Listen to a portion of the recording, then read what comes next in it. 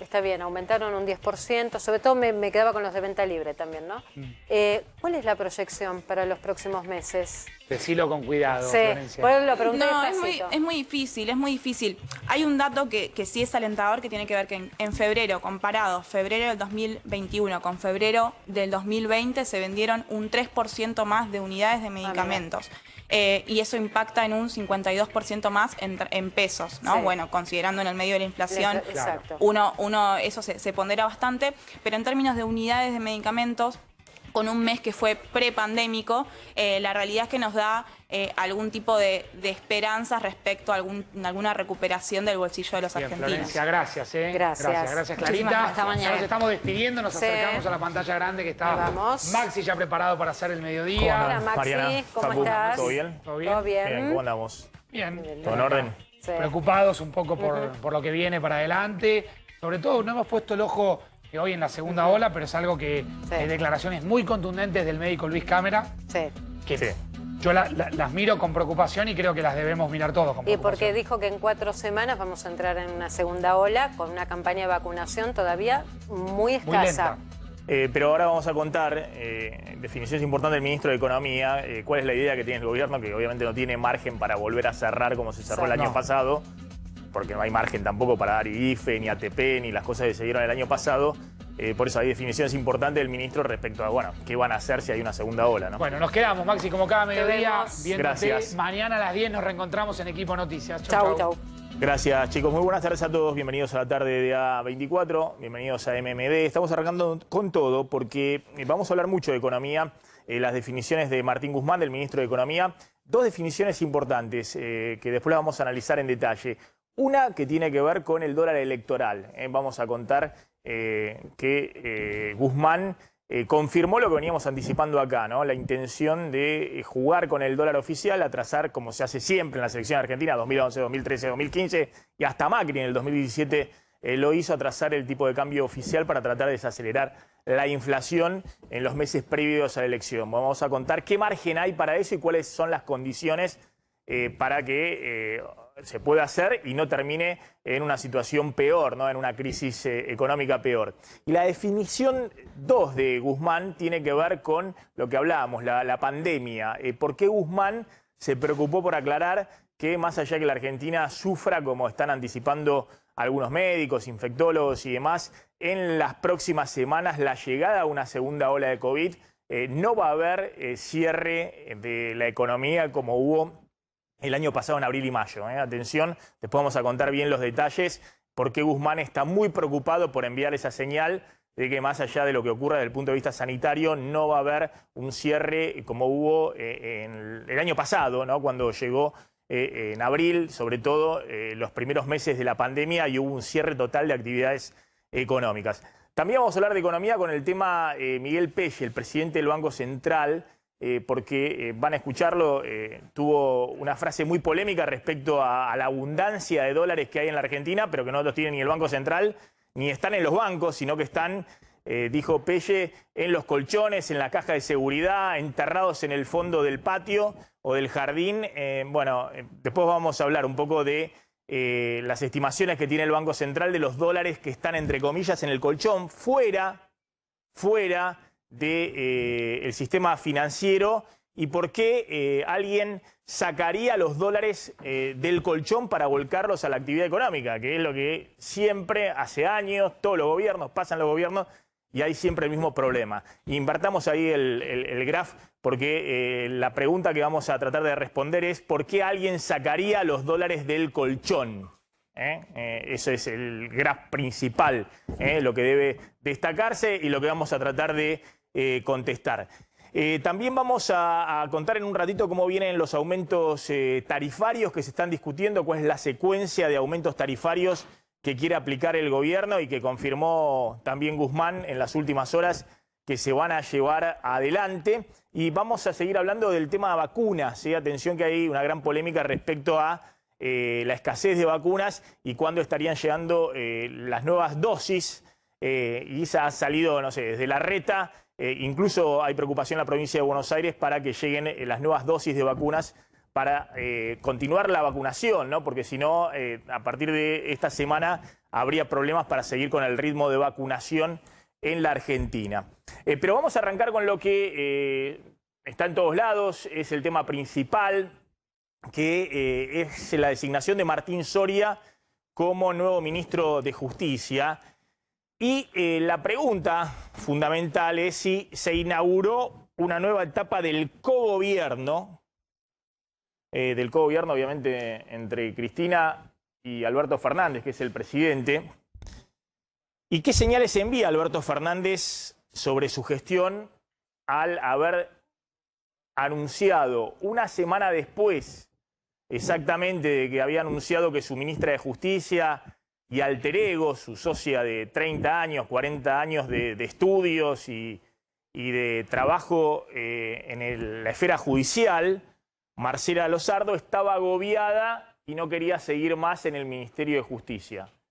El presidente, una semana después de que anuncia eso, algo inédito, va a quedar seguramente para el análisis de los politólogos en el futuro, no había ocurrido nunca hasta ahora desde el regreso a la democracia en el 83, que se anuncia que tenía una ministra agobiada, que iba a dejar el cargo, pero que no tenía reemplazante y estuvo una semana para definir el reemplazante, y el reemplazante fue el primero que estaba en la lista desde el primer momento, que es Martín Soria. Ahora va a contar Carlos González Prieto, cuando se siente en su lugar, quién es efectivamente Martín Soria y la señal que envía fundamentalmente Alberto Fernández, porque Soria ya ha empezado a dar señales un poco de lo que va a ser su gestión, que es un discurso duro contra el Poder Judicial, la Corte Suprema, algunos jueces como Oropi, y una defensa cerrada de las causas de Cristina en la justicia, ¿no?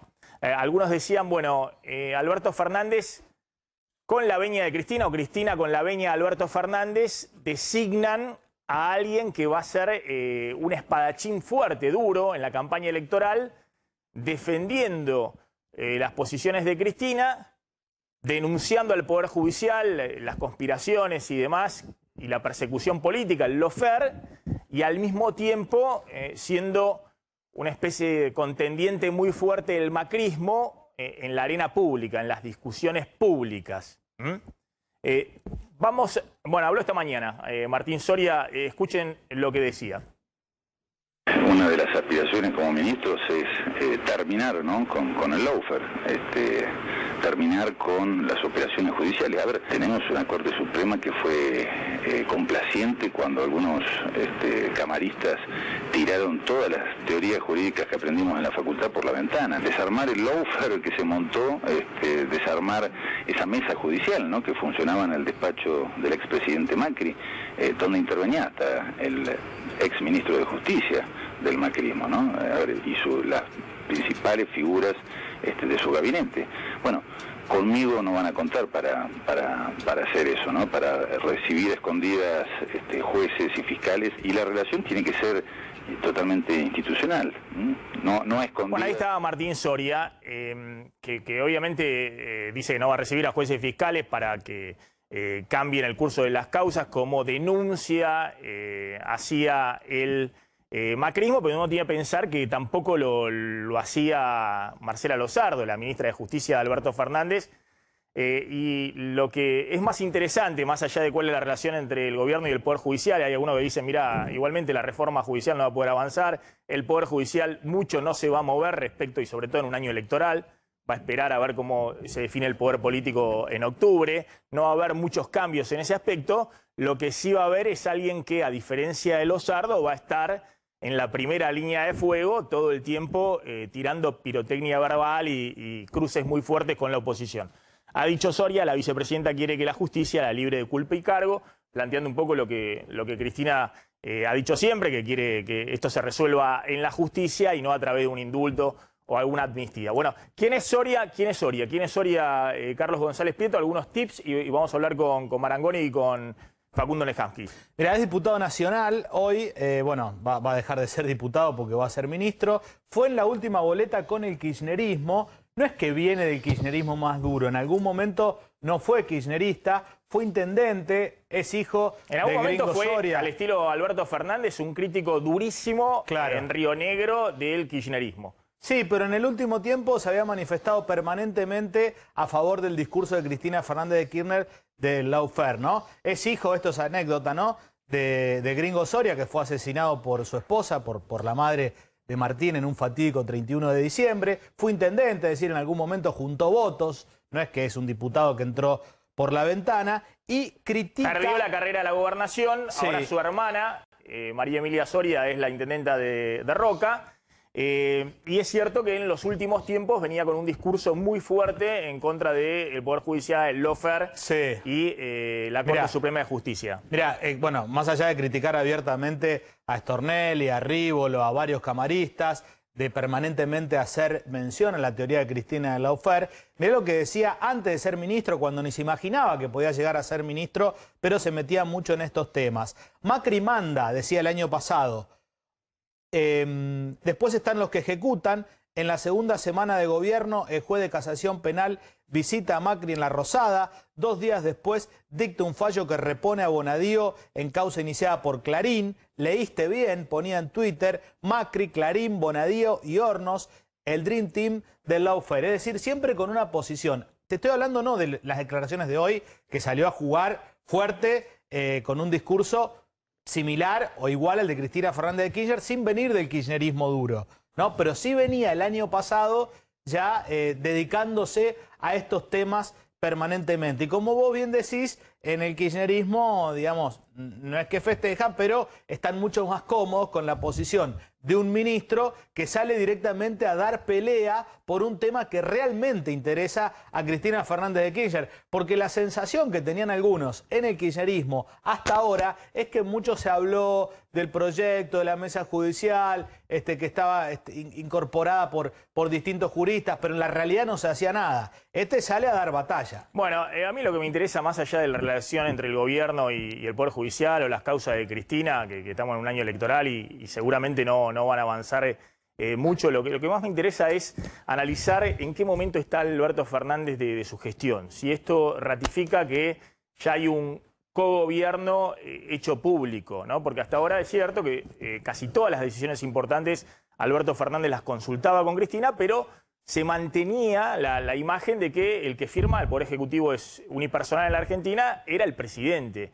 En cambio, esto desnudó cómo Alberto Fernández se desprende de una persona muy querida por él y además alguien que era sintonía 100% con él, y tarda una semana para definir al sucesor con la línea dura en medio de diálogos con Cristina. Se lo ve al presidente dudar y demás. Y sobre todo también analizar si esto puede marcar una línea mirando hacia adelante otras áreas. Imagínense si hubiera que reemplazar al ministro de Economía y el presidente estuviera dudando una semana a ver quién es el representante del Ministerio de Economía o del Banco Central, porque lo está discutiendo con Cristina en público. Es decir, porque está discutiendo, meditando en público, no, todavía no tengo el nombre, mientras se va encontrando con Cristina y van discutiendo en público. A ver, está Gustavo Marangoni y Facundo Nehamsky para analizar un poquito qué significa este cambio en el Ministerio de Justicia. Gustavo, empiezo con vos. Bueno, ¿cómo interpretás esto? Más allá de la relación y todo lo que se ha escrito y lo que se va a escribir respecto al kirchnerismo y la justicia, si va a poder avanzar o no sobre los jueces. Me interesa tratar de entender en qué momento está de su gestión Alberto Fernández y si esto no termina, si fortalece o termina debilitando la figura del presidente. Mira, Maxi, si vos tomás los últimos 15 días o 20 días, vas a observar algo. Que Alberto Fernández se desprende de 2 ministros a los que califica de amigo y amiga, a los que le reconoce idoneidad profesional, pero que en un caso se desprendió demasiado rápido y en el otro caso demasiado lento. Hay un tema de timing. Internamente generó ruido el hecho de que Ginés tuviese la roja inmediatamente, sin casi posibilidad de articular y hasta de hacer una transición más ordenada. Y en el caso de Lozardo, todo lo contrario. Hubo muchas, digamos, intercurrencias previas, pero finalmente se demoró una semana, mucho gregre para decir Gregorio, porque de alguna manera el nombre de Soria era el primero que había surgido aún cuando el propio presidente lo había puesto en juego la semana pasada. Ahora, me parece que este no es un hecho aislado y que solo involucre la relación del presidente con la principal referente de su espacio, la vice, Cristina, sino que de alguna manera los moderados están bajo estrés. Quizás sea una casualidad y yo busque establecer alguna causalidad, pero me pregunto, esta coincidencia entre Horacio Rodríguez Larreta, que se va de viaje cuando no debía, abre la Asamblea Legislativa por Zoom, le pifia con el tema de las vacunas, acompañado por el presidente con las cosas ya comentadas, ¿no nos está mostrando que el momento más apropiado de los moderados, que fue el inicio de la cuarentena exactamente un año atrás, las famosas fotos, etcétera, le ha dejado lugar, al menos temporalmente, a la presión de los halcones de cada fuerza? Macri con su libro y su postura, Cristina con su mensaje de lawfare. Bueno, me parece que ahí hay un corset que está haciendo presión en las dos coaliciones y que nos muestra que esto no se trata solamente de cómo reacciona cada uno por su temperamento, sino también las cuestiones que se están revisando dentro de cada coalición. Y lo último, llama la atención que en el oficialismo haya mucha preocupación por los dos PJ, digamos, por el Partido Judicial y por el Partido Justicialista, a los que la sociedad no mira con tanta atención, y que a lo mejor, yo te devolvería, no la pregunta, pero sí la reflexión, es que teniendo la recuperación económica vigorosa que está teniendo, no la ponga arriba de la mesa para no quedar todo el tiempo contra el arco respondiendo la opinión publicada o la oposición. Bueno, ese es el otro punto, ¿no? Porque ¿cuáles son hoy las prioridades del gobierno? Cuando está enfrascado más de una semana en la discusión del ministro de Justicia y las causas judiciales, y esto venía de la semana anterior en la cual había hablado Cristina sobre las causas judiciales y Alberto Fernández copado gran parte de su agenda en la Asamblea Legislativa sobre el tema judicial y demás. Si esas son las prioridades de la sociedad, las prioridades son qué pasa con la vacunación, la segunda ola de COVID y la economía este año. Facundo, yo planteo tal vez como disparador si hay una nueva etapa en el cogobierno. Porque obviamente creo que dijo Alberto Fernández, esto yo no lo decidí solo, no le consulté ni a Cristina ni a Massa, fui yo el que decidí y demás. Pero bueno, es fuerte ver a un presidente que pasa tantos días en deliberación, y uno tiende a pensar que no es que deliberó con la almohada, sino que deliberó con Cristina. Y si eso no daña su figura hacia adelante, o si es la idea, si la idea es ya plantear directamente que es el cogobierno, que no es el presidente Alberto Fernández, sino que es Alberto Fernández-Cristina.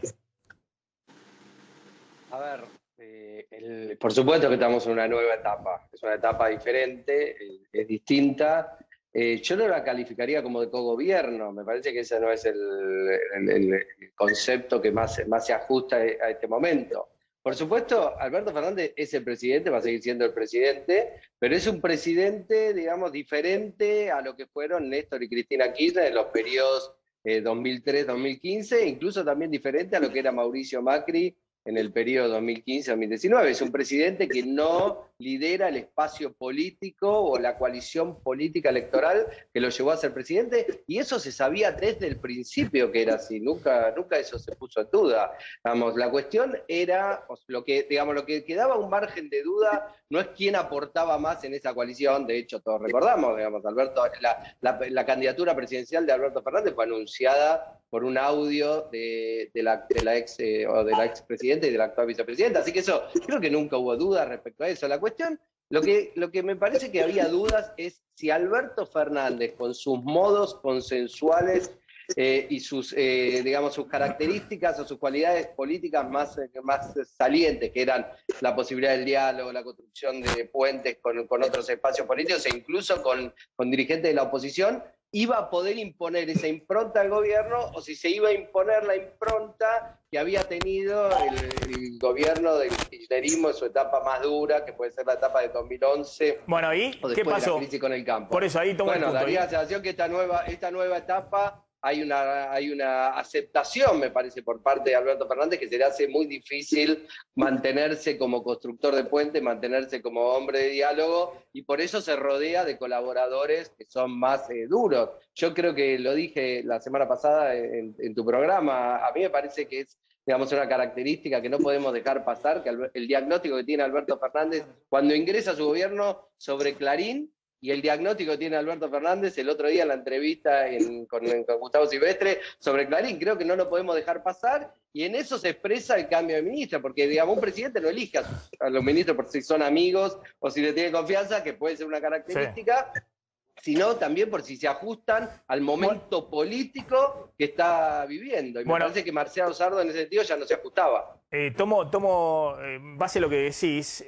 Alberto Fernández, es cierto que no hizo campaña sobre los errores de Cristina en su último mandato, pero fue un gran crítico de los errores de la gestión de Cristina en su último mandato, al igual que Sergio Massa, ¿no? Y de hecho, la expectativa y que ellos mismos alentaban es que ahora iban a corregir esos errores, ya sea desde el punto de vista económico. Después vamos a hablar de Guzmán, que claramente sigue con la idea de que hay que corregir. Eso también fue un crítico muy fuerte del segundo mandato de Cristina en términos económicos, más allá de que también lo fue de Macri. Pero en general también en el estilo de gobierno. La pregunta es si todavía hay margen para eso o si se están profundizando la línea del segundo mandato de Cristina. Gustavo. Mirá, en estos días no parece haber margen, porque vos reconstruí el 2019 como bien sintetizaba Facundo, y la elección de Alberto Fernández suponía el volvemos para ser mejores. Pero desde el mensaje de diciembre del año pasado en el Estadio Único, Cristina invirtió eso. Dijo, volvimos porque fuimos mejores. Claro, exactamente. Volvimos porque ya fuimos mejores. Eso es lo que nos trajo de regreso. Dijo, y el que se confunda en esta lectura, lo expresó ella, más o menos con estas palabras, no comprende el mapa de la situación. Pero déjame hacerte un punto ahí en el tema económico, que es lo que yo conozco. Justamente lo que vos estás diciendo, mientras Cristina exaltó a Axel Kicillof diciendo, miren, ¿hubo alguna vez un ministro de Economía que después de haber sido ministro haya sido gobernador de la provincia de Buenos Aires, sacado tantos votos? Bueno, esa es una muestra de lo bien que se hicieron las cosas en mi segundo mandato. Cuando uno sabe que tanto Martín Guzmán como el propio Alberto Fernández o Matías Culfas, el ministro de Producción, que escribió un libro efectivamente sobre ese tema, han resaltado los errores del segundo mandato de Cristina en términos económicos, la necesidad de corregirlo, más allá también de las fuertes críticas a Macri y demás, ¿no? Sí, Maxi, y yo agregaría un elemento más, digamos, ¿no? El ministro o el reciente designado ministro habla del tema Lofer, y acá uno, independientemente de la posición que tenga frente al tema del Poder Judicial, la pregunta es, bueno, ¿cuál va a ser la estrategia, ¿no? En la antigua Roma decían divide et impera, pero acá parece que todas las acciones han ido en virtud de unificar al Poder Judicial. Una Corte Suprema de 5 integrantes que, yo no quiero utilizar el término se detestaban, pero vamos a decir así, tenían bastantes diferencias internas, hoy están amalgamados. Y si el mensaje es Lofer, jubilaciones, retiros, fiscales, ganancias, etcétera, la pregunta es, ¿estás tendiendo más a unificar a aquellos a los que querés de alguna manera modificar virtuosamente según el mensaje oficial, o estás generando las condiciones para que la batalla sea más áspera como fue en el pasado? Bueno, es muy interesante lo que planteás, porque justamente vos estás diciendo se está broquelando del otro lado al Poder Judicial, pero también a la oposición, o me equivoco, digamos, con esta estrategia que fue muy similar a la del segundo mandato de Cristina, después de ganar con el 54%, la idea de, bueno, nosotros estamos de este lado y del otro lado no hay diálogo posible, no hay construcción posible, van a tener cada vez más peso los ultras. Los tibios son en todo caso traidores, los sardos, los que estén ahí planteando cosas intermedias no sirven para esta etapa. O estás de un lado o del otro. ¿Vos ves que en esta campaña electoral va a haber una profundización de ese eje, Facundo Nejansky? Es probable, pero yo creo, me quiero agarrar de algo que vos señalaste al inicio, Maxi, que es ¿qué es lo que define la campaña electoral? ¿Qué es lo que va a definir el resultado electoral? Y la realidad es que yo creo que la sociedad no elige a sus dirigentes para las próximas elecciones, ni por la reforma judicial, ni por el lawfare, ni por la ley de medios, ni por ninguna de esas características. Creo que hay dos ejes principales: economía, te diría, y en segundo lugar, vacunación y pandemia, ¿no? Pero bueno, con todos los vasos comunicantes que hay entre esas dos situaciones. Entonces me parece que el gobierno sabe que las fichas están jugadas ahí, que es una elección de medio término, que no requiere construir coaliciones de más de 45 puntos, que con 40 puntos ganás la elección, y que después te quedan 2 años para tratar de ver cómo construir la coalición para la próxima elección presidencial. Es cierto que vos polarizás y agrupás a la oposición del otro lado cuando gobernás de manera tan tensa, pero también es cierto que en una elección de medio término,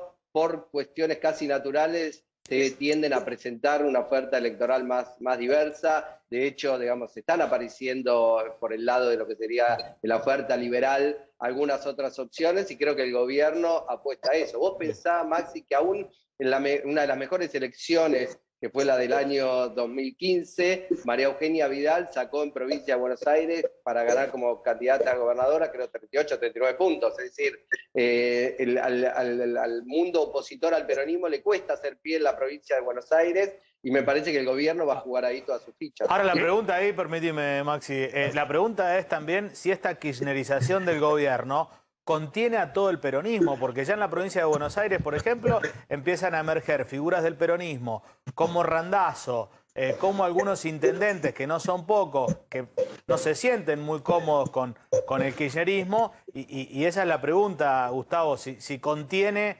este gobierno más kirchnerizado a todo el PJ. Mira, con recuperación económica vigorosa, con más puestos de trabajo, con la economía formal e informal recuperándose, es decir, y yo agregaría, sin que te vacunen tanto el bolsillo con la inflación y te vacunen más en el brazo, como decía Facundo, te diría que crecen las posibilidades del oficialismo, y en el peronismo los dirigentes, si huelen a victoria, como decía la película, claro, Apocalipsis Now, digamos, no se van. A ver, no se van. A ver, una pregunta, Damián. Sí. Sí. ¿Cuál podría ser el rol de esta discusión judicial en el contexto electoral? Ayer el presidente dijo: los periodistas están demasiado ocupados en un tema que no es tan relevante, ¿no? ¿Quién era el sucesor? ¿Puede ser tener algún tipo de relevancia pero perdóname, esto que estamos discutiendo? Pero perdóname, tiene razón el presidente. Digamos, lo que acaba de decir Facundo Nescaqui, el problema es que él está ocupado en estos temas. El problema es que la prioridad en las últimas 2 o 3 semanas de su gobierno ha sido eso.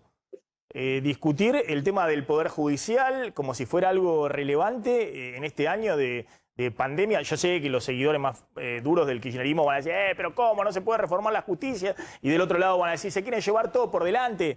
Ahora, el presidente está entretenido en estas cosas de pirotecnia cuando estás en medio de la pandemia, te llega la segunda ola, la economía no sabés si se puede sostener la recuperación o tenés una nueva crisis.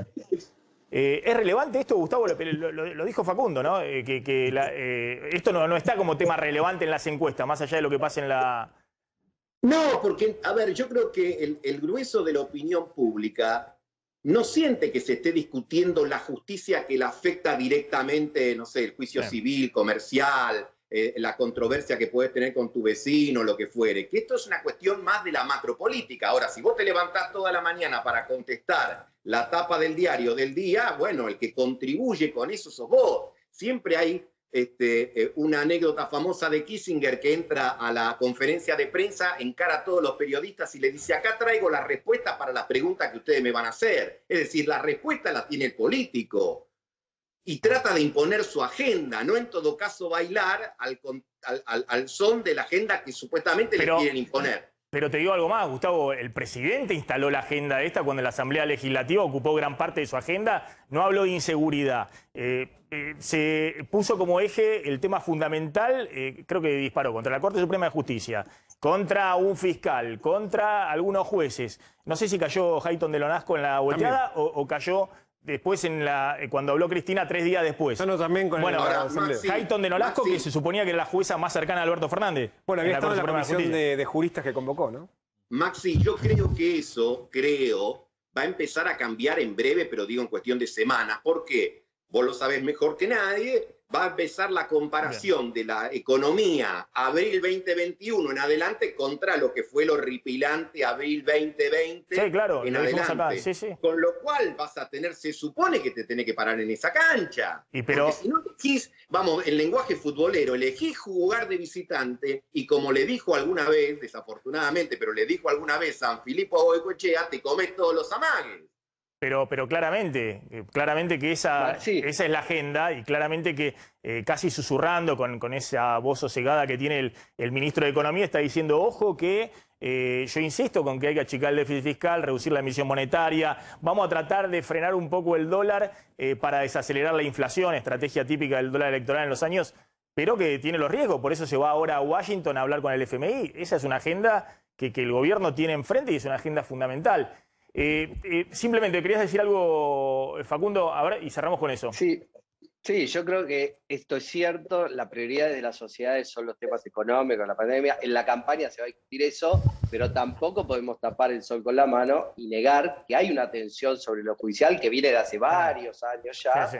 y que un presidente, si tiene una presidenta que tiene muchas causas abiertas que vienen de arrastre de un periodo anterior, y que, digamos, siente que su libertad está amenazada por esas causas judiciales, también tiene un problema en su agenda y tampoco puede hacerse el distraído y hacer de cuenta que no pasa nada con ese tema. Es decir, que esa tensión recorre la relación entre Alberto y Cristina de alguna manera, que por eso cada tanto emerge y resurge. Es cierto, no es lo que le importa al ciudadano de a pie, como se dice comúnmente, pero a las élites políticas, digamos, a los medios de comunicación, a los periodistas, a los jueces, a los políticos, a los dirigentes, sí que les interesa. Al círculo rojo. Después le voy a plantear en otra charla que tengamos, tal vez la semana que viene, me interesa debatir un poco cómo sigue esto, ¿no? Porque imagínense, hay algunas cosas que uno escucha de algunos funcionarios actuales y de otros que critican a los funcionarios actuales, todos dentro del oficialismo, muy, muy duras respecto a la convivencia. La pregunta es, ¿cómo sigue esto después de octubre? Cuando tenga que definirse en el peronismo la sucesión, ¿no? Con Cristina como principal electora, digamos, ¿qué posibilidad va a tener Alberto Fernández de definir ahí sí un perfil propio de gobierno y cuál va a ser el perfil de gestión? ¿No? Porque más allá de las martingalas electorales, es muy importante la gestión, ¿no? En todo gobierno. Le pasó en su momento a Macri y obviamente le puede pasar también a Alberto Fernández. Gracias, Gustavo, gracias, Facundo, siempre muy interesante escucharlos, muy amables.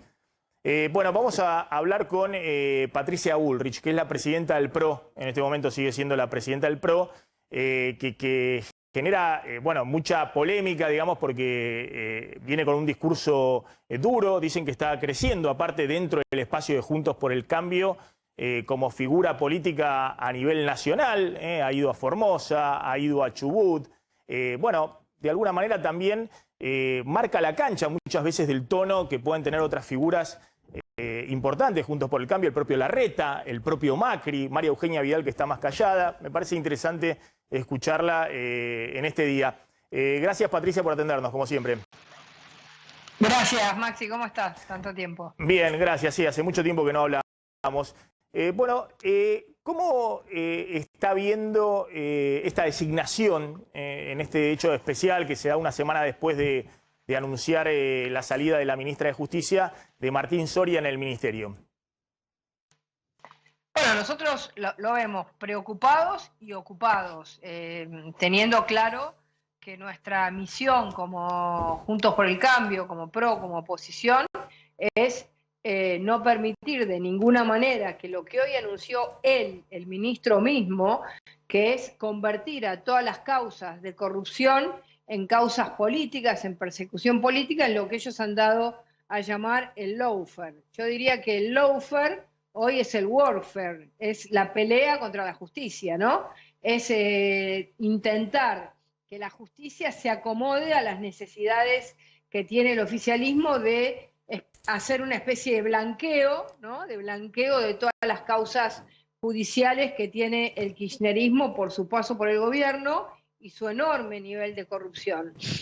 Nosotros como PRO y como Juntos por el Cambio vamos a resistir total y absolutamente a este intento de colonización y de copamiento de la justicia, de amenaza a la Corte Suprema de Justicia y de haber puesto un ministro que hace mucho tiempo que viene desplegando esta agenda, que además muestra cada día más el nivel de debilidad e invisibilidad del presidente de la Nación. El presidente de la Nación es como que ya no le queda nada de lo que él dijo que iba a ser su agenda, ¿no? Su agenda se fue debilitando y se fue achicando, y a 1 año y pocos meses de asumir, su agenda ya está totalmente confundida con lo que era la agenda del kirchnerismo duro. Así que no es que nosotros seamos duros, nosotros necesitamos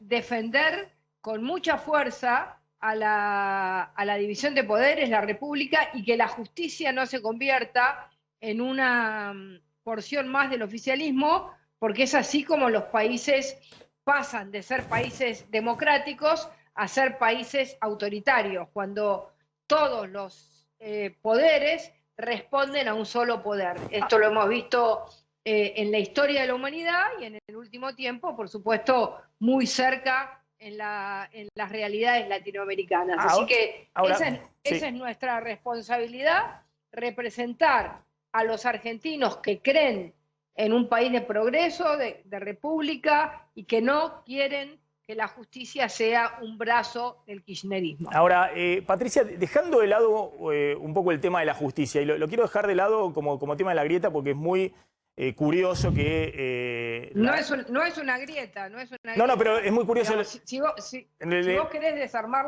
la justicia, no estás en una grieta, estás en un cambio de sistema, que no es lo mismo. No, pero le comento el punto digamos, que es muy curioso porque la expresidenta se siente perseguida por la justicia, es decir, enarbola esta teoría de que hay una persecución judicial en las causas de corrupción que se investigan. Y del otro lado, con otras causas que están mucho menos avanzadas y demás, el expresidente Macri también deja trascender que el kirchnerismo quiere usar la justicia para perseguirlo a él políticamente.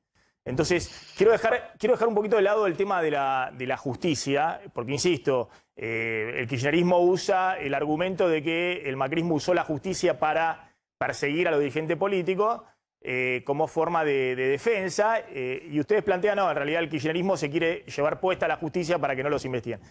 Ahora, Sí, a ver. Nosotros no nos comparamos, comparamos.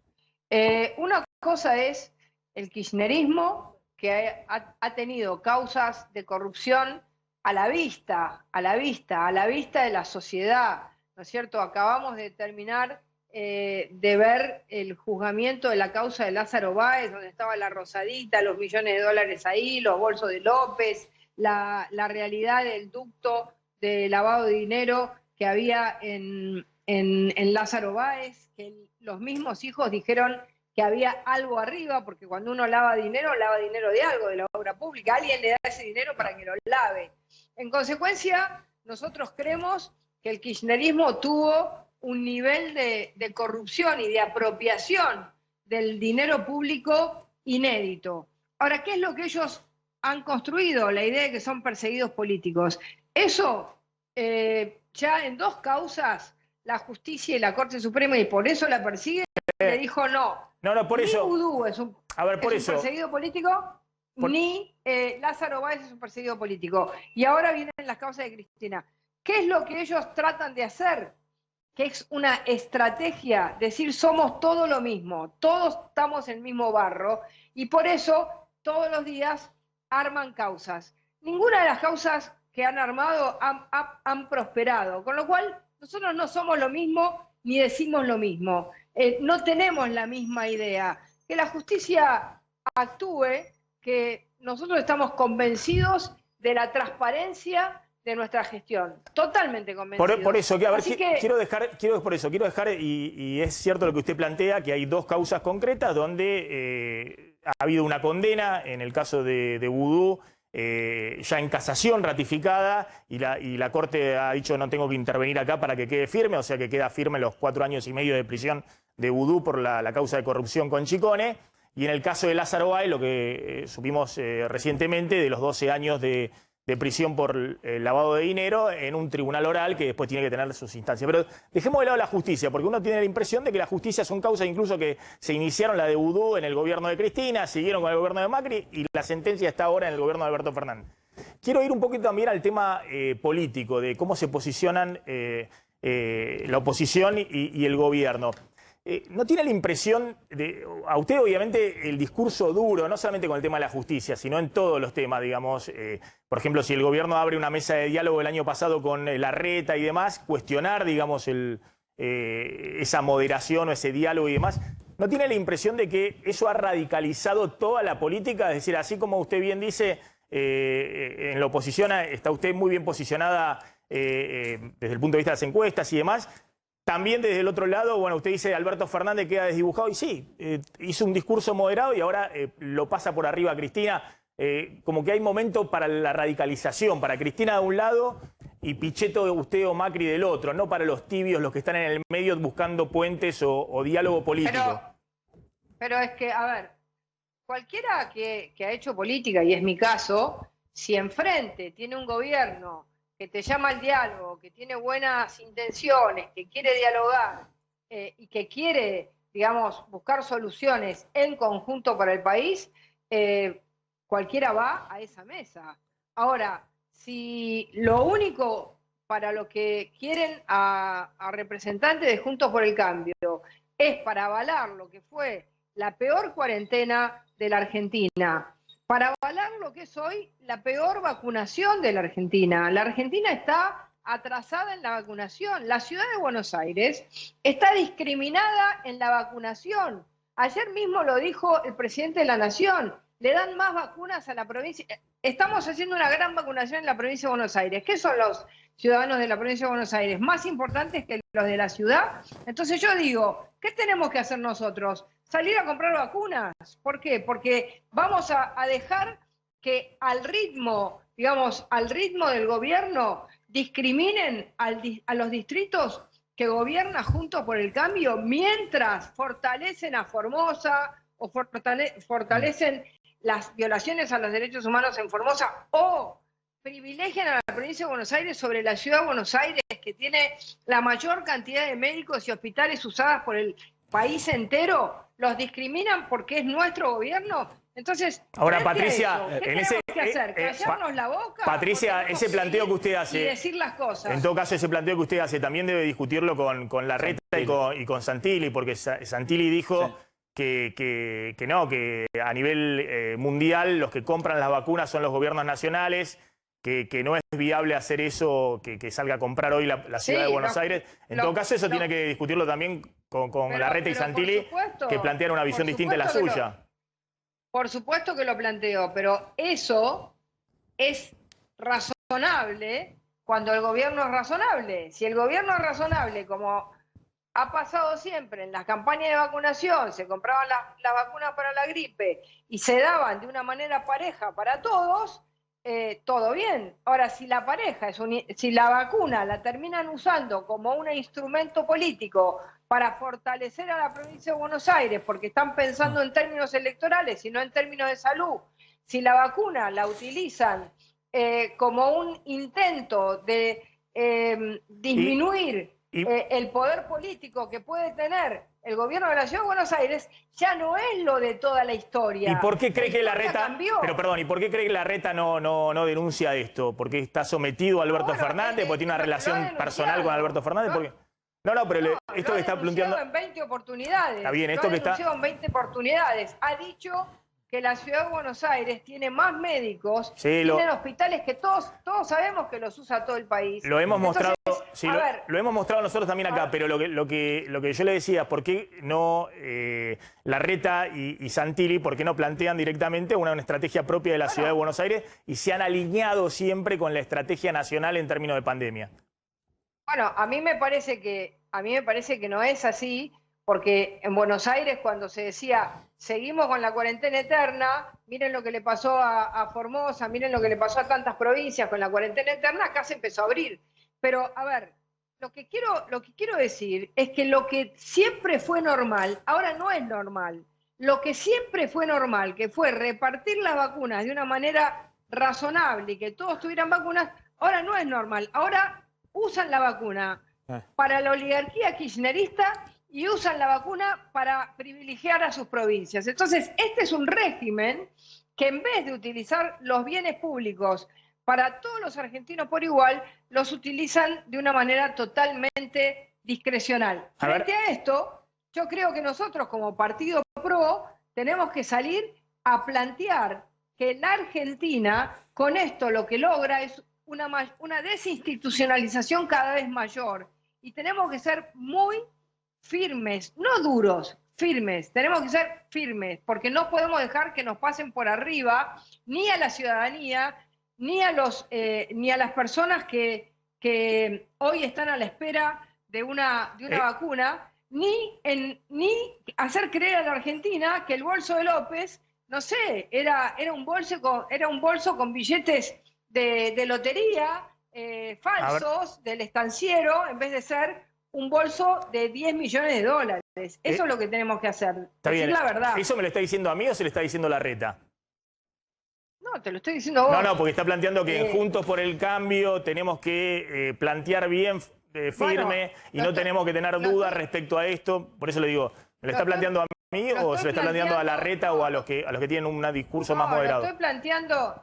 Yo soy la presidenta del PRO y como presidenta del PRO, como vos dijiste hace un rato, marco una idea de hacia dónde tenemos que ir, porque nosotros tenemos cientos de miles de militantes en todo el país que tienen que salir a dar una pelea, porque imagínate los de Formosa, imagínate ayer estuve en Chubut, los de Chubut que ayer estaban desahuciados, con todas sus casas destruidas y las pedradas entre Alberto Fernández y entre la UOCRA y el otro grupo eran pedradas entre ellos. Es la misma pedrada de 8 días sin elegir un ministro de Justicia. Se están matando entre ellos mientras dejan al país en una situación de debilidad política, de debilidad institucional, de debilidad económica. Entonces, ¿qué tengo que hacer yo? Salir a defender a nuestra sociedad. A ver, un segundo, Patricia.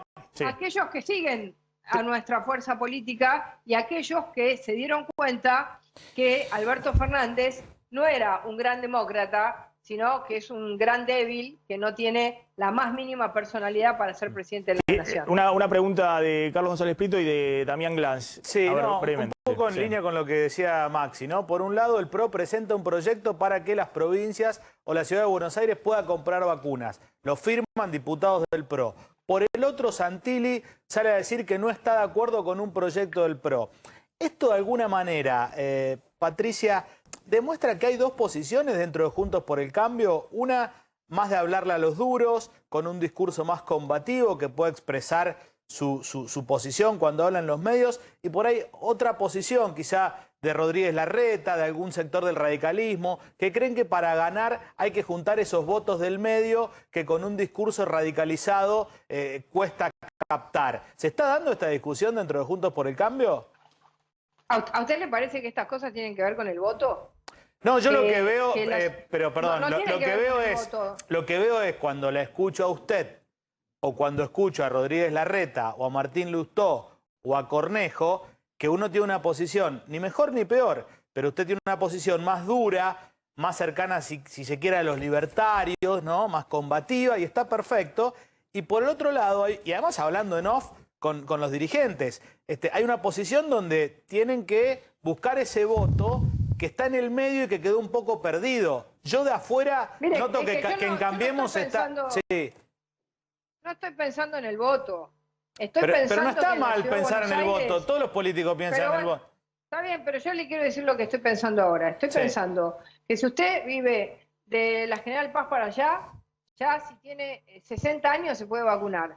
Y si usted vive de la General Paz para acá, recién a los de 80 años. Claro. Entonces, estoy pensando en eso. Estoy pensando en que la desinstitucionalización del poder, el avance sobre la justicia, la vacuna, lo que hicieron con el cierre de la economía, el aval a Formosa, es todo parte de una misma idea, que es sacar al país de la regla constitucional. A mí me preocupa eso. Después veremos qué es lo que quiere votar la gente. Yo estoy convencida que esta es la representación que el PRO necesita para que la ciudadanía vea que nosotros estamos defendiendo sus necesidades y sus intereses. Después veremos qué pasa con el voto. No es el momento. A ver, Glans. Sí, una pregunta cortita y muy concreta, Patricia. ¿Cómo se imaginan salir al mundo a comprar vacunas para desde un gobierno distrital cuando, por ejemplo, Angela Merkel no consigue quién le venda vacunas para vacunar a los alemanes?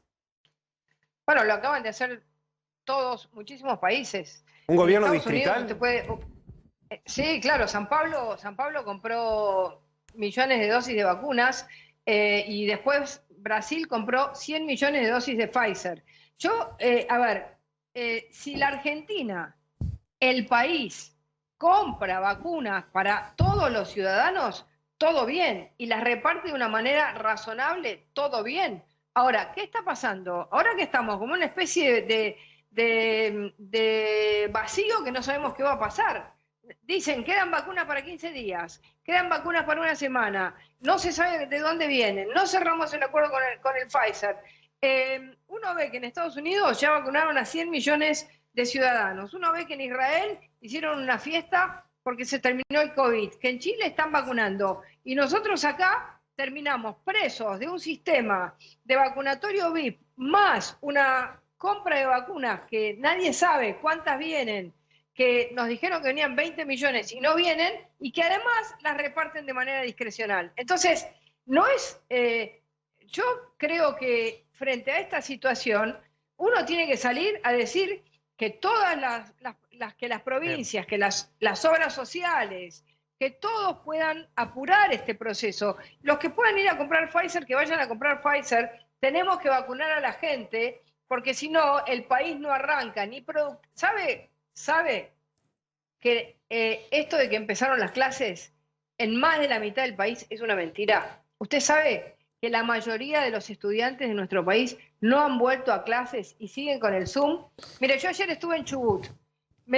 Fui desde el mar hasta la cordillera. No había señal en ningún lugar. Ninguno de los chicos de los pueblos que van del mar a la cordillera pueden haber tenido un Zoom, porque no había señal de celular en ningún lado. Entonces, ¿qué vamos a seguir? ¿Condenando a nuestros chicos a no tener clases porque no compramos la vacuna? No, por favor. Patricia Bullrich, gracias, muy amable. Ahí se nota que tiene ya ejercicio de Zoom en las reuniones del PRO y demás, pues el audio y la imagen perfecta, pero en algún momento la vamos a invitar acá al piso para poder dialogar, seguir dialogando. Perfecto. Gracias, Patricia, Gracias. muy amable. Ahí estaba Patricia Bullrich. Ahora hablamos del tema vacunas que está pasando. Segunda ola, estas advertencias que hizo también el doctor Luis Cámara respecto a que iba a haber más fallecidos que en la primera ola. Y también voy a contar un poco la definición importante de Guzmán, cuando dice, miren, haya segunda ola, lo que fuera, acá no se va a volver a un cierre de la economía como se hizo el año pasado. Le voy a contar por qué está planteando eso Guzmán. Vamos a hablar también del dólar electoral, que Guzmán blanqueó lo que veníamos diciendo. Van a ser la estrategia típica de los años electorales con el dólar para tratar de desacelerar la inflación, los riesgos de esa estrategia. Y también los dichos de Miguel Pelle, el presidente del Banco Central, que se queja, un presidente del Banco Central más que se queja de eso, de que hay abundancia de dólares en la Argentina. El problema es que no los tiene ni el Banco Central ni los bancos. Es decir, que están en los colchones, en la caja de seguridad, fuera del sistema. Y la pregunta es, bueno, ¿y qué harías para que alguien saque los dólares del colchón y los empiece a usar, los ponga en movimiento en la economía, en la construcción, en compra de autos, más allá de lo que está ocurriendo con la brecha cambiaria en las últimas semanas? Bueno, vamos a hablar de esos temas, así que vamos a discutir bastante de términos económicos. Está el doctor Eduardo López. Gracias, doctor, por atendernos como siempre. Bueno, doctor, la verdad que las cosas que vienen de los expertos como usted son bastante inquietantes en términos de, yo no digo la duda, sino la certeza que tienen de que Argentina va a tener segunda ola. En todo caso, la duda del impacto que puede tener esta segunda ola en términos de fallecidos y de contagiados en el país. Y también me preocupó mucho lo que usted también ha planteado, que con esta vacunación que tenemos hasta ahora, frente a esa segunda ola, es como si no estuviéramos vacunando, porque no va a tener demasiado impacto para frenar esa segunda ola. ¿Por qué están con esa visión no voy a adjetivarla, pero esa visión tan sombría, digamos, o tan preocupante respecto a lo que puede suceder a partir de la llegada del otoño? Bueno, en primer lugar, porque uno está mirando también lo que ha pasado en Europa, ¿no? En el cual el invierno fue un invierno de mucho aumento del número de casos, inclusive mayor que el año pasado. Además, hay datos de laboratorio en el cual el virus se comporta mejor en temperaturas bajas que a altas temperaturas. En tercer lugar, está dado que la mortalidad en Argentina, más del 85% para ser número redondo, Maxi, está en mayores de 60 años. Y nosotros no hemos vacunado todavía ni el 10, ni el 15%, ni el 15% de los mayores de 60 años, que es el grupo más vulnerable, el que más se hospitaliza y el que más se interna en terapia intensiva y lamentablemente el que más fallece. Por lo tanto, nosotros tenemos un aumento de casos durante el invierno, que es predecible. Además, no lo digo solo yo, lo ha dicho la señora ministra de Salud en el día de ayer, en una entrevista que está publicada hoy. Y hoy por hoy no tenemos suficiente vacunas para vacunar al adulto mayor. Las vacunas de Sinopharm, hoy por hoy, no están aprobadas para mayores de 60 años, con lo cual inexorablemente nosotros tenemos que ir a buscar un plan B de nuevas vacunas, llámese Laboratorio CanSino, llámese Janssen, o sea, Johnson & Johnson, que tengamos opción de vacunar a mayor cantidad de gente. Ante eso, bueno, hay distintos cálculos que uno predice en cuánta cantidad de muertes, cantidad de casos. Yo en ese aspecto no soy tan dramático, porque en general si uno puede generar acciones que impidan la transmisión del virus, la disminuyan, esto es importante.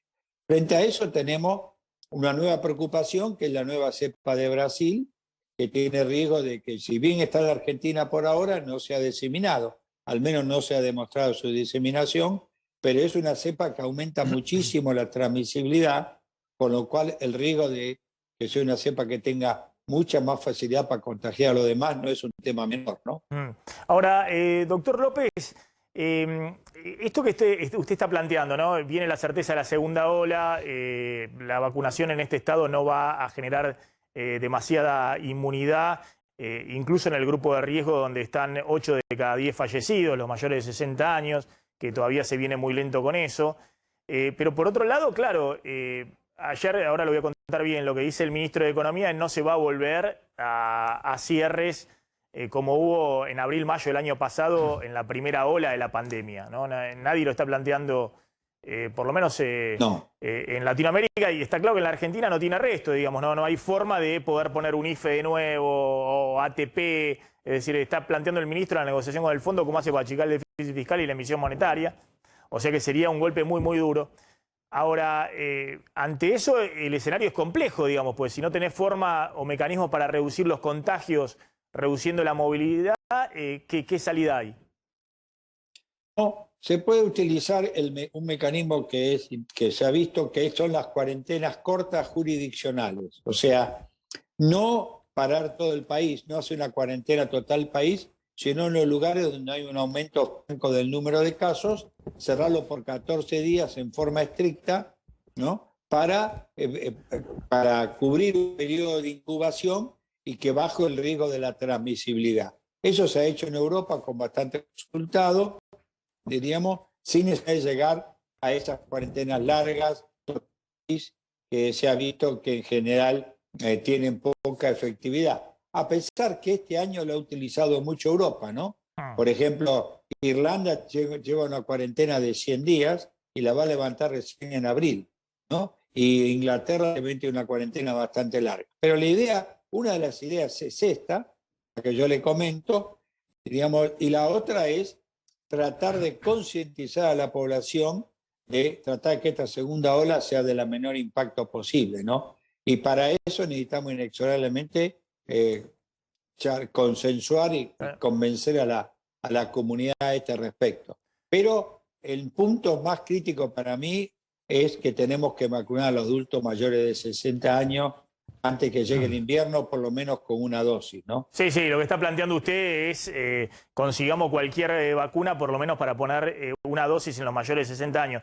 Que es cierto lo que hablamos recién, Correcto. que por ejemplo en la provincia de Buenos Aires hay mayores de 60 años vacunados, sobre todo también en pueblos chicos y demás, donde han llegado la vacuna. En pueblos chicos, exactamente. Correcto, Maxi, que se han vacunado la mayoría. Pero en la ciudad de Buenos Aires todavía no hay nadie, digamos, están recién en los mayores de 80, digamos, no han habilitado ni siquiera los mayores de 70, digamos, y esto es por la disponibilidad de vacunas que hay, evidentemente, ¿no? Y otro tema en la provincia de Buenos Aires es que le dieron la primera dosis a muchos adultos mayores y la segunda dosis no tienen ni idea cuándo se la van a dar. Pero lo que está diciendo López, por lo menos pongan la primera dosis, que ya da una cierta inmunidad. Contactámelo un segundo a López, porque le quiero preguntar al doctor Eduardo López el tema de AstraZeneca. A ver, tenemos acá el retorno de... Se está escuchando ahí el Zoom. Es muy importante, porque ya son ¿cuántos países? Alemania, Francia, Italia, España, Holanda, que han suspendido la aplicación de la vacuna AstraZeneca, con la cual se estaba vacunando, no sé si se sigue vacunando acá en la ciudad de Buenos Aires. Preventivamente, y es el principal contrato que tiene la Argentina para 22 millones a través del laboratorio de Sigman acá y el envase en México de más de 20 millones de dosis. Entonces, ¿qué está pasando con esta vacuna? Hay algunos países que han suspendido por el tema de las trombosis, que es un efecto, parece secundario, que si está relacionado con la vacuna es grave, no es una alergia o algo menor. Por eso quería la visión del doctor López para llevar cierta tranquilidad, porque de hecho hay mucha gente, sobre todo acá en la ciudad de Buenos Aires, que se ha vacunado con esa vacuna de AstraZeneca. ¿Querías decir algo, Damián? Sí, Maxi, precisamente sobre el tema de las vacunas, que anoche el presidente de la Nación anticipó que estaban por llegar a la Argentina en estos días de la Sputnik V, y desde Presidencia y también desde el Ministerio de Salud están anticipando que no hay ninguna fecha cierta para lo que dijo el presidente anoche. O sea que no hay todavía ninguna fecha cierta para que esta misma semana, como dijo el presidente, estén llegando a la Argentina ese lote de vacunas Sputnik V. ¿Y qué está llegando esta semana? ¿La vacuna china está llegando? ¿Los 3 millones tampoco. De hecho, la vacuna china... Pero se había anunciado que llevaban esta semana 3 millones de vacunas chinas. Pero eso ya avisaron ayer desde el Ministerio de Salud que se estarían llegando hacia el miércoles o jueves recién de la próxima semana. Es para vacunar a menores de 60. Exactamente, esa por ahora, porque todavía, digamos, la ANMAT china no lo habilitó para los menores de 60. Podría ocurrir antes de que lleguen. De todos modos, no hay una fecha cierta para que esta misma semana lleguen vacunas, como anunció anoche el presidente, y esto no es especulación, es información del propio gobierno, Maxi. Bueno, tratemos de contactarlo, ahora vamos a ir con el tema tarifas, combustibles, nos vamos a meter con el tema económico, pero tratemos de contactarlo al doctor López, aunque sea telefónicamente, para que disipe esta inquietud que hay respecto a la vacuna de AstraZeneca, porque insisto, hay gente mayor de 80 años que se vacunó acá en la ciudad de Buenos Aires, que está esperando la segunda dosis, aparte de la propia vacuna AstraZeneca, no le van a poner una segunda dosis de Sputnik o de otra vacuna, y ha generado mucha inquietud esta información que llega de Europa, que hay ya 5 o 6 países de los principales países europeos que han suspendido la vacunación con AstraZeneca. No el Reino Unido, que es obviamente Oxford AstraZeneca, el inicio, digamos, de la vacuna, pero el resto de los países, algunos dicen incluso que esto posiciona geopolíticamente muy fuerte también a Putin, porque ahora estos países pueden llegar a estar pidiendo la Sputnik, la vacuna rusa, y que el gran proyecto de la vacuna AstraZeneca está teniendo problemas. Pero más allá de esa cuestión política, bueno, el tema concreto, ¿se puede seguir vacunando con esa vacuna? ¿Genera efectivamente efectos colaterales que son preocupantes o no están relacionados con la aplicación de la vacuna? Bueno, 2 cosas vamos a hablar. Hoy aumento de combustibles, ya lo habíamos anticipado. Rápido contemos cómo es y después cómo es el cronograma de aumentos de tarifas públicas, luz y gas. Bueno, el primer incremento, digamos, del anunciado por el gobierno dijo de acá 90 días 15% de aumento en los combustibles. 18%, pero el gobierno dice que el 3% de aumento de impuestos, claro, no sé cuánto. 18% de aumento de combustibles de acá a 90 días, incluido este aumento. Bueno, se dio el primero, que fue del 7% en promedio, pero aquí en la ciudad de Buenos Aires fue más elevado, fue del 7,9%. No hay un cronograma de si en abril habrá un incremento y en mayo otro más. Es muy probable que esto se divida, pero bueno, concretamente 7,9% de aumento en la ciudad de Buenos Aires, con lo cual, bueno, tuvimos desde principio de año 19,8%, o sea, en 75 días, 19,8% de aumento contra una inflación del 12% estimada al mes de marzo. Ahora, ¿sabés cuánto aumentó desde agosto para acá? En agosto se descongeló el precio de la nafta, 50%. 50% del precio de la nafta y 27% fue la inflación. O sea, el precio de la nafta en los últimos 6 meses aumentó prácticamente el doble que la inflación.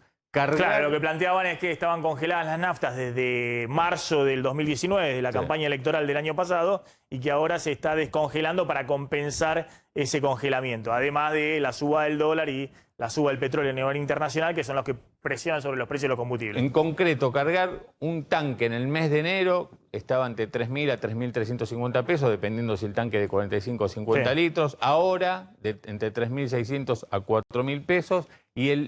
Otra novedad es que el litro de nafta en distintas ciudades del interior, Córdoba, Rosario, Mar del Plata, Santa Fe, Salta, San Juan, el premium, el litro de nafta premium por arriba de los 100 pesos. Acá en Capital no, estaba 92, 93 pesos. Bueno, ahora me contás con el tema de tarifas, ¿no? Que ayer ratificó también Martín Guzmán, el ministro de Economía, que va a haber aumento de tarifas, pero bueno, ¿cómo sería esa segmentación que habíamos anticipado de que quieren hacer, como quieren hacer todos siempre, del tema tarifario? Un tema importante porque Guzmán ratificó que eso tiene que ver con los subsidios económicos, que son necesarios por lo menos congelar, que no sigan creciendo en el presupuesto, porque si no es muy difícil achicar el déficit fiscal. Está Fernando Chino Navarro, que es funcionario del Gobierno Nacional, está ahí en la Secretaría de Relaciones Parlamentarias, enlace entre la Casa Rosada y el Congreso, y el doctor Gil Domínguez, que es reconocido constitucionalista y demás. Bueno, gracias a los dos por atendernos. Chino, empiezo por usted. Analizamos desde el principio del programa en qué momento está Alberto Fernández en su gestión, más allá de todo el tema judicial y los problemas de las causas de Cristina y los cruces con la oposición. Si esta idea de Alberto Fernández anunciando la renuncia de una ministra y recién 7, 8 días después anunciando el reemplazante, ¿no marcan una nueva etapa de la gestión de Alberto Fernández? Objetivamente es una nueva etapa. Igual, primero, buenas tardes, Maxi, que hace tanto tiempo no hablábamos. Mucho tiempo, sí. Es una nueva etapa porque va a haber un nuevo ministro. Se va una ministra, Marcela Lozardo, por quien tengo un profundo respeto y afecto. Y viene alguien nuevo, joven, Martín Soria, con posiciones conocidas respecto al funcionamiento de la justicia, posiciones críticas, que en general yo comparto. Creo que cualquier persona entiende que el Poder Judicial mayoritariamente funciona mal.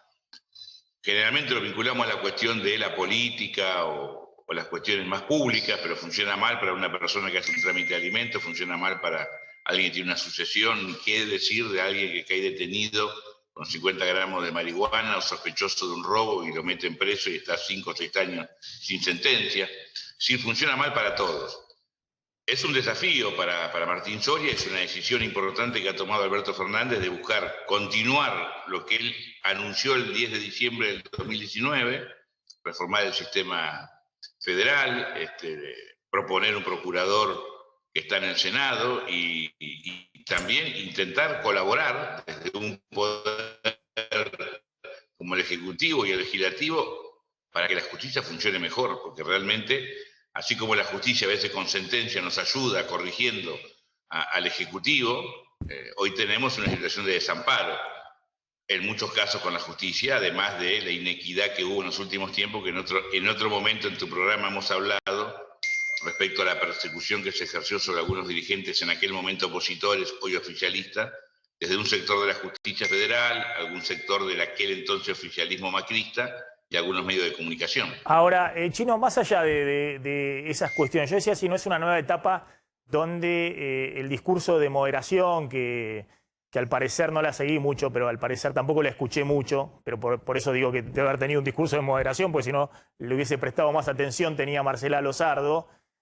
como tenían también otros funcionarios del gobierno de Alberto Fernández, va quedando atrás.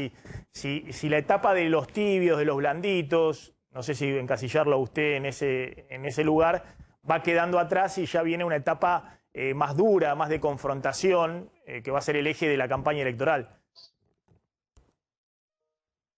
Lo que pasa es que cuando uno habla con sentido común o racionalidad, vos que sos un periodista inteligente, decís que somos blanditos. Me dicen a mí también eso, ¿eh? Soy racional. Y bueno, soy racional. Pero eso es lo que le deben decir dentro del propio oficialismo, un ala del propio oficialismo, por eso digo. No, es que uno cuando hace política, primero, somos un frente que estamos en un proceso de transición como está la Argentina y como está la política en el mundo. ¿No? Si vos analizás cualquier oficialismo en cualquier parte del mundo, podés hablar de los republicanos que perdieron en Estados Unidos, los demócratas, lo que pasa en España, en Brasil. Hay una ala de centro, una ala de centro izquierda y una ala de centro derecha. Siempre existe esa tendencia. Yo me siento integrante de un ala de centro izquierda. Y creo que hay que construir diálogo, creo que hay que construir consenso, creo que hay que construir puentes. Y es lo que hago todos los días, y digo todos los días, antes de ser funcionario y durante la gestión, y lo voy a seguir diciendo después.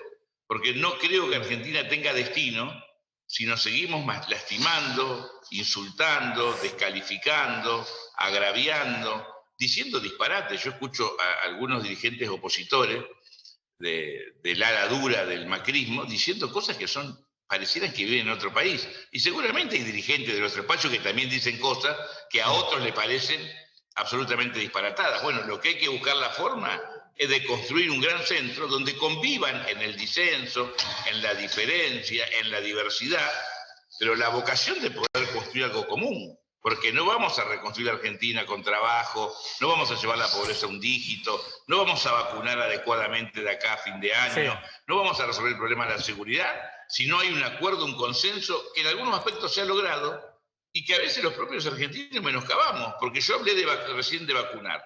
Sí. Desde que empezó la pandemia, Alberto Fernández administró y gestionó la pandemia con todos los gobernadores, cualquiera sea el color político.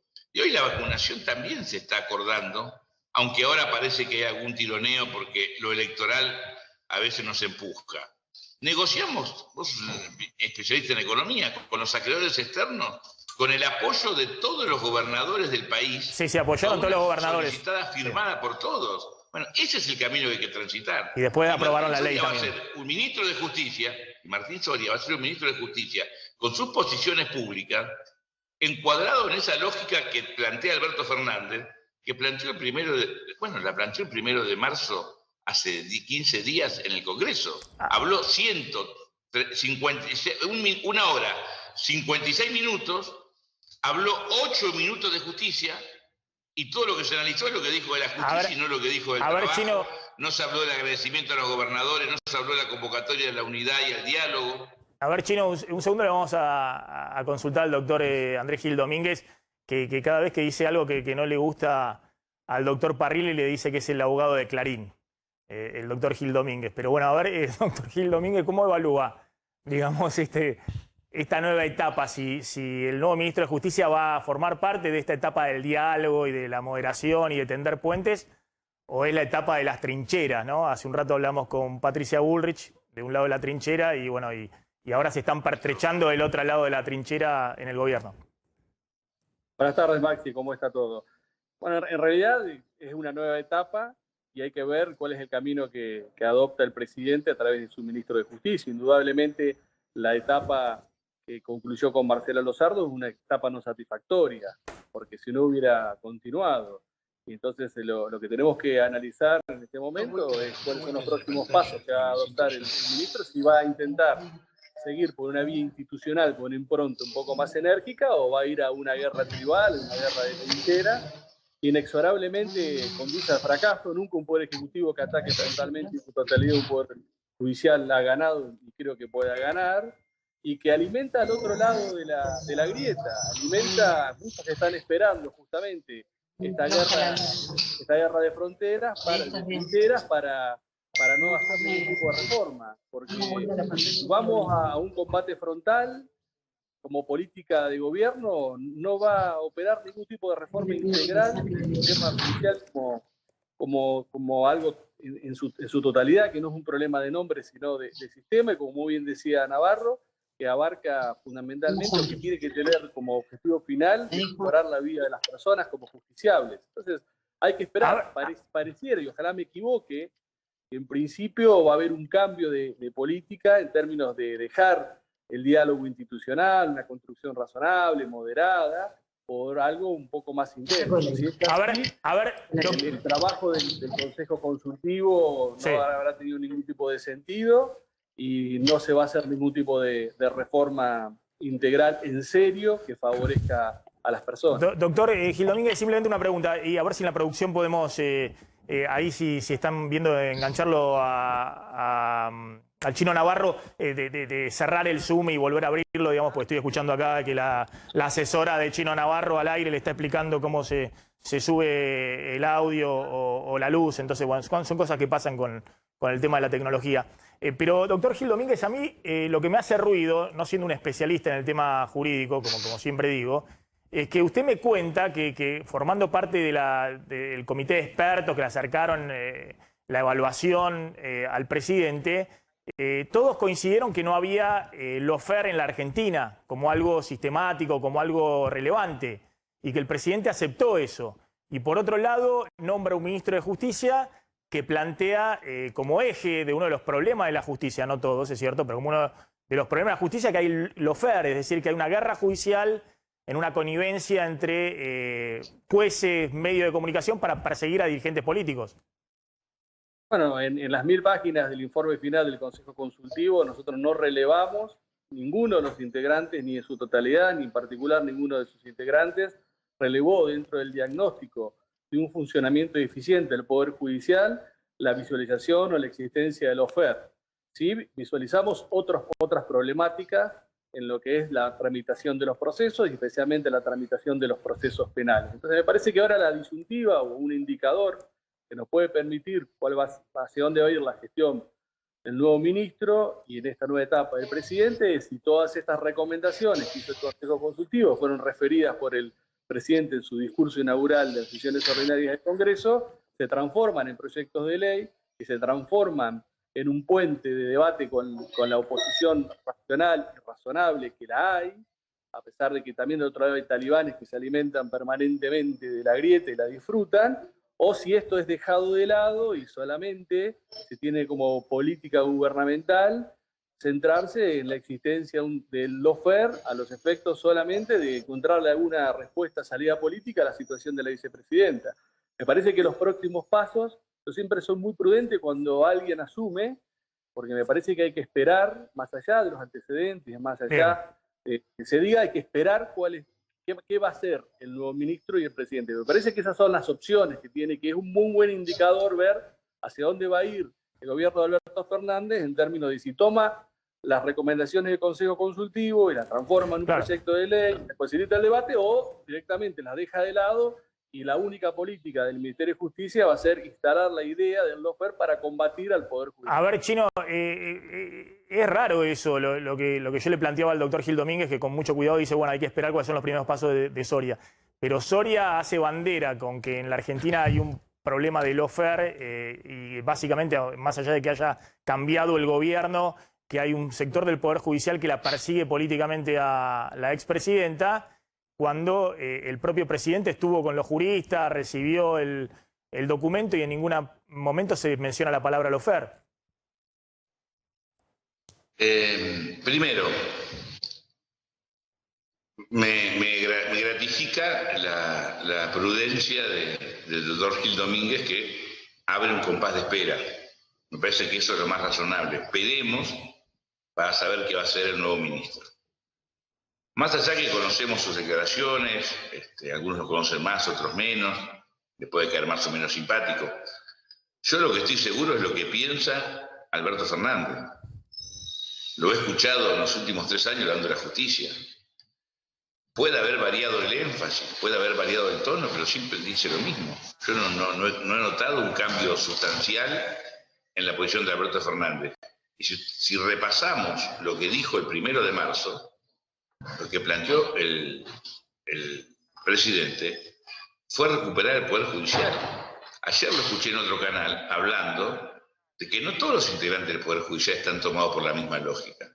Y negar que hubo un accionar de un sector de la justicia, con un sector de la política y con un sector de los grupos mediáticos para perseguir a Cristina, es querer tapar el sol con la mano. Y yo lo que no quiero es que mi gobierno haga lo mismo, que no persiga a nadie. Y si hay alguien que tiene que ser investigado, sea opositor, oficialista, empresario, me caiga más o menos simpático, coincida más o menos, se lo haga en el marco de la plena vigencia del derecho. Es decir, debido proceso, legítima defensa, juez natural. Bien. Y eso es lo que va a hacer el ministro Soria, porque esas son las indicaciones que les dio Alberto Fernández. Alberto Fernández, no, ¿cómo podemos creer que un presidente como Alberto Fernández, con toda su historia, va a acabar trincheras? Nosotros no estamos para acabar trincheras, estamos en democracia. No queremos combatir. Lo que es claro que tenemos intereses distintos, que representamos ideas diversas, que no tenemos la misma tradición política.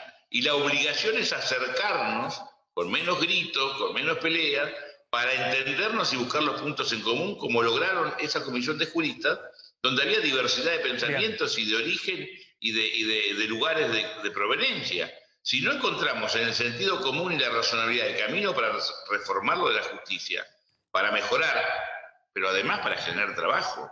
Porque cuando usted, vamos a hablar con un vecino, y yo le digo los FER, le digo está cámara claro. de casación, me miran como diciendo, ¿qué estás hablando? ¿Marciano? Pero... Piden, me vacunó, están contentos porque vacunaron a la abuela, o te interpela a ver cuándo lo vacunan. Está contento porque el negocio más o menos le funciona, o se enoja conmigo porque el negocio cerró y quieren trabajar. La sociedad tiene otra agenda. Está bien. Pero la política va a seguir esta agenda. Y a veces podemos caer en la tentación, porque los medios tienen mucha influencia, en buscar temas que no tienen que ver con la problemática del 90% de los argentinos. No, está bien. Usted sabe, aparte yo soy economista, que yo vengo diciendo la prioridad tiene que ser la pandemia y la economía. Las únicas prioridades. No me gusta hablar de estos temas. Ahora lo veo al presidente hace 14 días enfrascado con estos temas, pero bueno, y por eso tengo que tratar estos temas. El presidente habló el discurso. Por mí me paso hablando las 2 horas de economía, pero 8 justo... minutos. Sí, bueno, está bien. Maxi habló 8 minutos sobre 1 hora 56 minutos. Es decir, ni siquiera el 10% de su discurso. Bueno, y después yo sabía que iba a causar impacto. Yo cuando salí del recinto le comenté a compañeros de gabinete, el título es el tema de la justicia y después la deuda. Lo que se habló de trabajo, lo que se habló de diálogo, de concitar el acuerdo. Sí. Los agradecimientos del presidente a los gobernadores por gestionar juntos, eso no habla nadie. Bueno, lo que tenemos que aprender es hablar de los 8 minutos de la justicia y también escuchar lo otro que dice Alberto Fernández. Chino, le agradezco, me voy a hablar de la pandemia y me voy a hablar de economía. Y lo convoco en otro momento para hablar de otros temas. Gracias, Chino Navarro, gracias, Gil Domínguez, muy amable. Vamos a hablar de la pandemia. Abrazo, que siga muy bien. Vamos a hablar de economía. Completame, y ahora vamos a hablar de las restricciones para vuelos al exterior, y esto de que se llama el modelo Canadá de restricciones para tratar de minimizar los flujos de turistas hacia el exterior y de los que retornan a la Argentina. ¿Qué nuevas restricciones va a haber? Pero complementame lo de las tarifas de servicios públicos. Bueno, ¿cuál es el esquema de aumento de tarifas de servicios públicos? Bueno, hoy es el segundo día justamente de audiencias por el tema del gas. Ayer nos preguntábamos si Guzmán, el ministro de Economía, tendría ahí muñeca política para justamente imponer su visión, que son aumentos por arriba del 30%. Bueno, digamos, aparentemente vamos hacia una diagonal. ¿Qué significa? El propio presidente ayer reveló que va a mandar al Congreso un proyecto de ley de emergencia energética, en la cual lo que se va a decir es que en el primer año, de aquí hasta el año que viene, los aumentos van a ser entre 75 y 85% la suba de los salarios privados, digamos. Del RIPTE, claro, que mide el INDEC. Va a ser un porcentaje de esos aumentos. ¿Qué porcentaje? Entre 75 y 85%, pasado en limpio. Por ejemplo, si los salarios, digamos, si las paritarias hoy están marcando aumentos del 32% para el próximo año, bueno, estamos hablando de aumentos de las tarifas de luz y de gas de entre 25 a 27%. Para todos. Para todos en este primer año. ¿Qué dijo Bueno, Alberto o sea, aumentos Fernández? mayores a los que en su momento había planteado el Instituto Patria, Cristina y demás, de aumentos de un dígito, ¿no? Ahora de 9%. vamos a eso. Alberto dijo, lo fijará el Congreso a través de una ley de emergencia energética, lo va a mandar en los próximos días al Congreso, tendrá vigencia de 1 año. Ahora bien, el primer aumento, ese va a ser de un dígito, entre 7 y 9% del gas ya en el mes de abril, de la luz en el mes de mayo.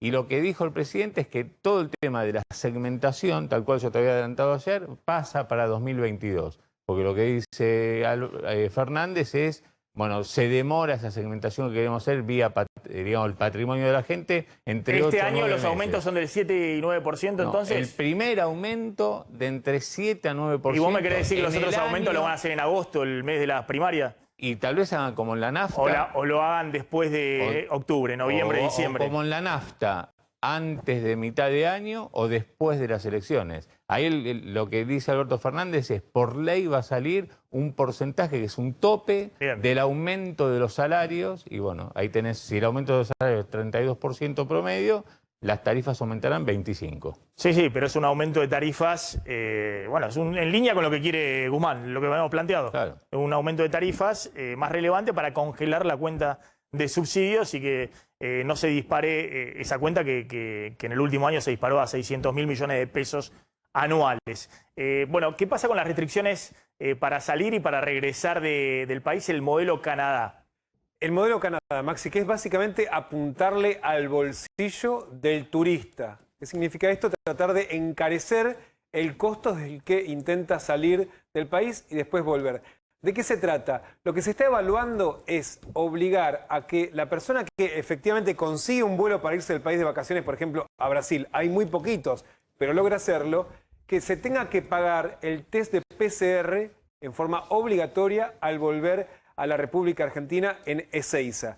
De hecho, hoy el gobierno bonaerense se anunció que va a ser obligatorio el PCR al volver al país. Lo que se está evaluando es que además lo pague de su bolsillo el turista que quiera salir del país. Otra cosa que se evalúa que también tenga que pagarse, por ejemplo, el hotel para la cuarentena obligatoria del regreso, que significa dos cosas. La posibilidad que se está evaluando nuevamente que el que vuelva tenga que ir a un hotel, no solamente a su casa, y que además lo tenga que pagar de su bolsillo. Son cosas que se están evaluando. Hay algunos de estos puntos que están rigiendo, por ejemplo, uno cuando se va al país por turismo, firma una declaración jurada donde dice que no va a volver en un vuelo humanitario. Esto se va a profundizar. La idea es que todo aquel que se vaya y eventualmente se cancele su vuelo, se haga cargo del tiempo que tenga que estar fuera del país, también costeándolo de su bolsillo. Ese es el modelo Canadá. Y por otro lado, también hay un sector de los técnicos del Ministerio de Salud que le están pidiendo al gobierno que implemente testeos a los transportistas que transportan carga en el país, que vienen de Brasil o de Chile y atraviesan la Argentina. Es otra cosa que se está evaluando. Pero te decía, Maxi, el modelo Canadá es desincentivar el turismo de los argentinos que salgan al extranjero apuntándole al bolsillo, es decir, encareciendo... ¿Cuánto sale un PCR? Vamos a los rifes. El test para determinar que una persona... ¿Cuánto sale un PCR? Ah, bueno, yo me hice dos, digamos. Entre 3.000 y 7.000 pesos, pero hay de todo. No, pero contame cuánto sale el PCR. Entre 3.000 y 7.000 pesos. Hoy entre 3.000 y 7.000. Es un privado que vos vas a un laboratorio, pagás eso, depende del laboratorio y depende también el test que te hagas. A ver, si es una persona que se está yendo de tour de compras a Miami, no sé si le va a afectar demasiado. Claro, pero si se va una familia de 4 personas... A Brasil puede ser. Estás hablando que por PCR, pues son 7.000 pesos, son 30.000 pesos de test PCR que tenés que gastar. Y si a eso le sumás que si tenés que volver a la Argentina para la familia entera, estar 10 días en un hotel para aislarte, para hacer la cuarentena, ahí tal vez empieza a complicarse un poquito más, decís, che, me hubiese quedado unos días más afuera, o directamente no hubiese salido del país y me iba a las toninas de vacaciones. De hecho, ese es el objetivo del gobierno, evitar que salgan del país precisamente para que no se traiga a la Argentina el virus de las cepas más complejas, más contagiosas o más letales que circulan en Brasil. Claro, vamos a ir a la tanda. Cuando volvemos vamos a hablar del dólar electoral que confirmó el ministro Guzmán. También por qué plantea que, aunque haya segunda ola, no va a haber un cierre como el año pasado, y esto que ha planteado Miguel Pelle, el presidente del Banco Central, que hay 130.000 millones de dólares de argentinos en el colchón, caja de seguridad, en las cajas. ¿Por qué volverían esos dólares?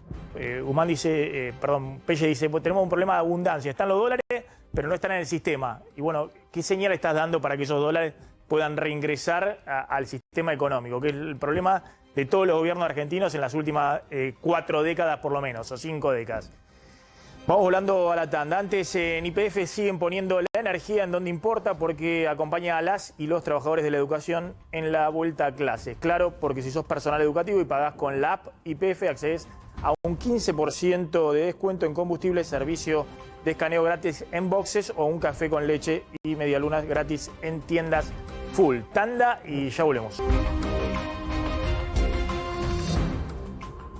Ahora, mañana vamos a ahondar bien en este tema, pero son importantes las declaraciones del ministro Guzmán porque ratifican un poco lo que estamos diciendo, de cuál va a ser la estrategia de este año, ¿no? Más allá de los riesgos que siempre contamos. Dijo Guzmán que efectivamente la estrategia va a ser la de siempre en los años electorales, que es tratar de atrasar el dólar frente a la inflación para desacelerar un poco la inflación.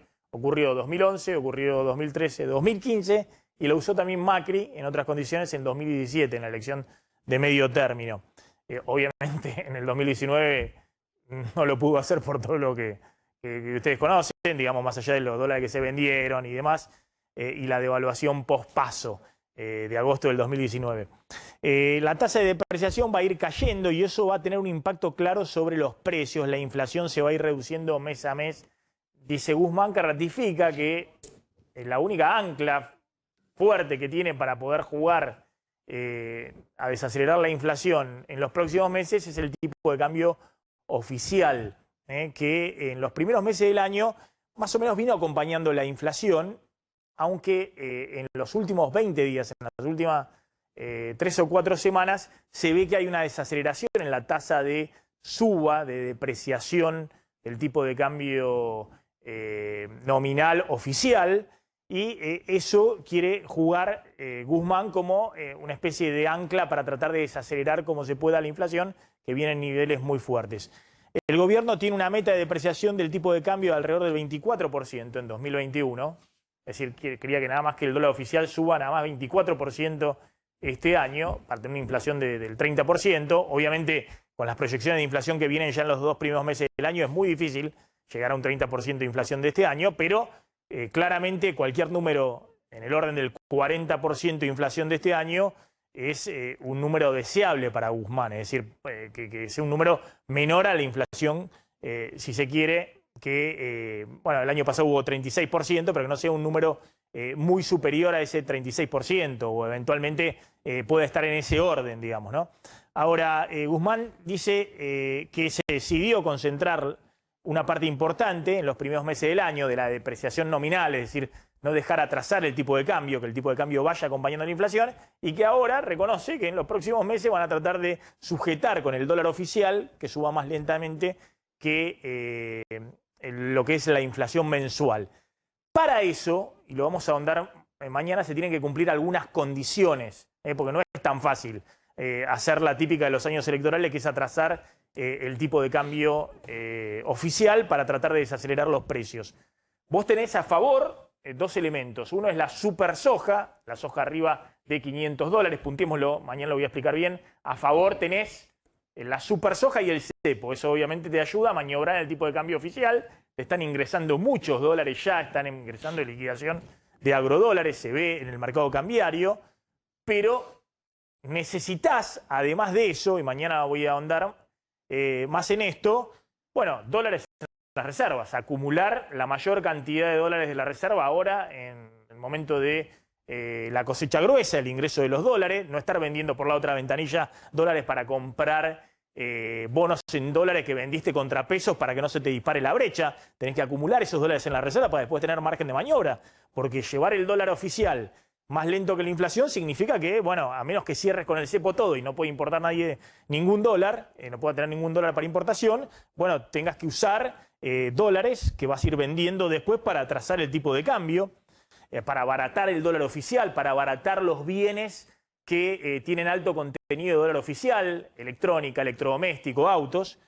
Y necesitas sobre todo que no se te dispare la brecha cambiaria. Y para que no se te dispare la brecha cambiaria tenés que dar algunas señales hacia adelante. ¿Y cuáles son las señales que tenés que dar? Bueno, básicamente la expectativa, mantener abierta la llamita de que vas a tener un acuerdo con el fondo en algún momento. Es decir, menor déficit fiscal y menos emisión. Por eso Guzmán no quiere que se apague esta llamita de la esperanza de que va a haber el acuerdo con el fondo, porque si no, no puede contener la brecha cambiaria que es necesaria a su vez para poder atrasar el tipo de cambio oficial en las elecciones de acá a octubre y tratar de desacelerar la inflación.